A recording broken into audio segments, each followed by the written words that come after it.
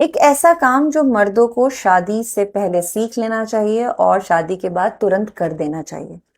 और वो है अपने माँ बाप और अपनी बीवी के बीच में बैलेंस बनाना।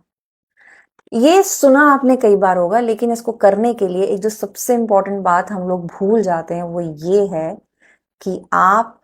इनके लिए बेटे हैं और आप इनके लिए पति हैं।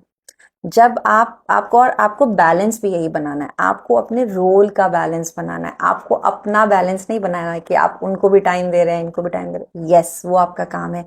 लेकिन जब हम बैलेंस की बात करते हैं तो ये एक माइंडसेट से शुरू होता है, ये एक माइंडसेट से इसका पहला स्टेप शुरू होता है, फिर ये एक्शंस में आता है। और वो माइंडसेट यही है कि अब आप एक इंसान हैं लेकिन आपके रोल्स अलग अलग हैं।